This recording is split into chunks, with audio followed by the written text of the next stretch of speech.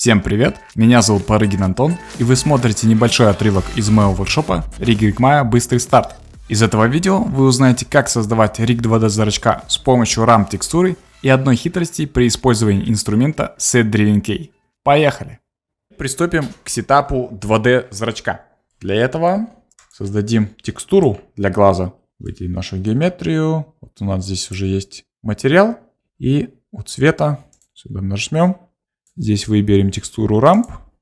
Затем нам нужно, чтобы она не вот такая, не такой градиент, да, был, а так, выбираем, значит, Type здесь Circular Ramp, да, чтобы он был круглый градиент. И здесь выберем None. То есть нам, в принципе, градиент не нужно, а нужна жесткая вот такая вот граница.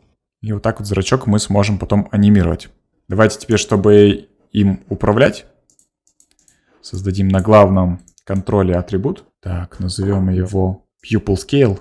И тут тоже я задам минус 10 и 10 максимум. Так, добавлю и добавлю еще разделитель.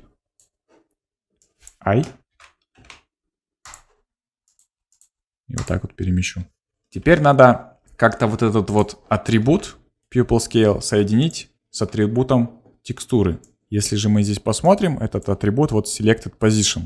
Мы можем зажать Ctrl и здесь вот еще в атрибут эдиторе это все дело менять. Но просто так его не соединишь. Здесь есть такая штука. Правой кнопкой нажимаем SetDrivenKey, но Майка ругается, что она не нашла вообще, вот она почему-то пишет, что не нашла этот объект. И мы поступим по-хитрому. Чтобы это все дело привязать, мы сделаем такую штуку. Мы создадим какой-нибудь объект, ну, допустим, локатор. Создаю локатор. Так. Потом с помощью SetDrivenKey у этого локатора, допустим, TranslateX, я привяжу к этому кастомному атрибуту Pupil Scale, да, вот сюда драйвер подгрузим, выберем Pupil Scale, чтобы у нас создалась эта анимационная кривая, а потом эту анимационную кривую мы подцепим уже в Node Editor к этой текстуре. Так, здесь вот зажмем K, допустим, здесь Pupil Scale 10 поставим, у локатора тоже здесь зададим 10, так, и здесь минус 10, и тут тоже минус 10. Так, посмотрим Graph Editor, что у нас получилось. Вот у нас создалась эта анимационная кривая. Можем здесь опять линейную интерполяцию задать. Затем идем в Node Editor. Добавляем сюда главный контрол глаза и локатор, да. В принципе, можно было сразу локатор выделить и вот так вот нажать, чтобы все это дело отобразилось. Вот у нас есть эта нода SetDrivenKey. Ее давайте мы переименуем. Назовем ее Pupil Scale SDK. Теперь же выделяем наш глаз. Заходим вот сюда. Можем выделить эту ноду градиента. И сюда ее тоже подгрузить. И чтобы теперь это все дело законнектить, чтобы увидеть, где вот это вот вообще атрибут тут есть, можем нажать правой кнопкой и поставить здесь SetKey. То есть, когда мы создаем ключ, сразу создается анимационная нода. Но эта нода нам не нужна. Просто мы вот здесь увидим, откуда она приходит. И теперь просто вот так вот напрямую мы соединяем. А эту ноду мы удаляем. Теперь же мы можем выставить нужные нам значения. Так как у нас здесь от 0 до единицы меняются значения, да, то вот тут вот мы либо через Graph Editor мы можем это выставить, да, либо выставить вот здесь. И как мы помним, по горизонтали у нас получается значение ведущего объекта, а по вертикали это ведомый объект. То есть по горизонтали, когда у нас минус 10 у этого кастомного атрибута, то у вот этого атрибута, этой текстуры, я там делал 0,01. Вот здесь поставим 0,01. Когда у нас 0, вот мы можем посмотреть, да, вот, и тут делал 0,3. Когда 10, у нас будет 0,7.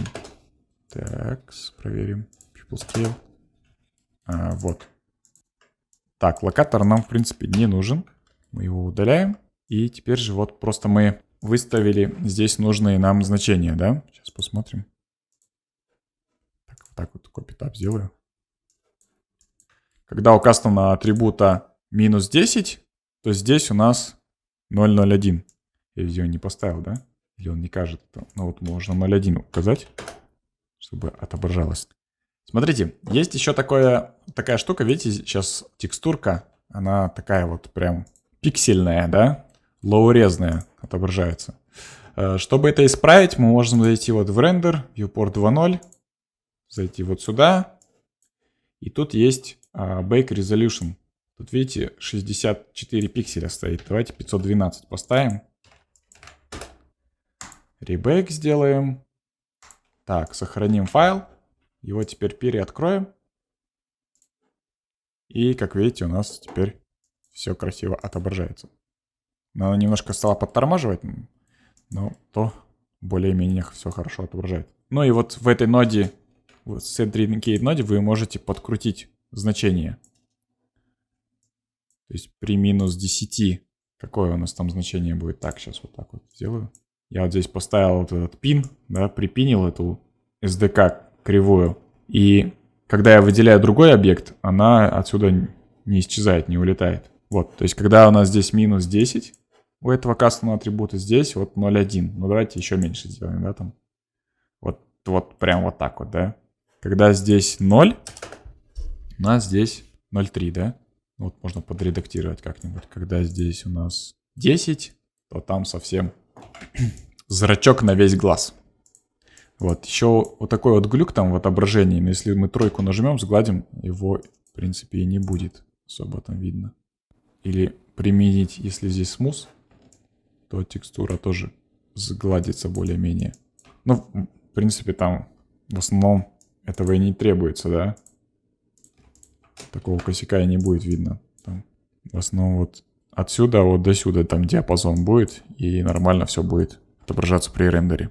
Так, это мы сделали. Единственный момент, у нас у глаза развертка здесь планарная, да, то как вариант тут просто можно, чтобы сзади зрачок не отображался, да, просто накинуть еще один материал.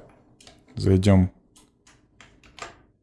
в Hypershade, скопируем материал глаза, Ctrl-D, а вот этот переименуем в Pupil Matte, материал зрачка, а это у нас будет Eye Matte, да? Так, теперь же на уровне подобъектов жмем восьмерку, то есть 11 нажать, чтобы выделить полигончики. Теперь правой кнопкой Assign Material to Selection, и материал применится к этим полигонам. Ну, вот и все. Теперь же, если мы будем вращать, там на обратной стороне не будет зрачка. Друзья, если вы хотите мощно прокачать свои скиллы в риггинге и научиться создавать риг мультяшных персонажей продакшн качества, записывайтесь на мой воркшоп Rigging Mime Быстрый старт. За всеми подробностями переходите по ссылке в описании и увидимся в следующих видео.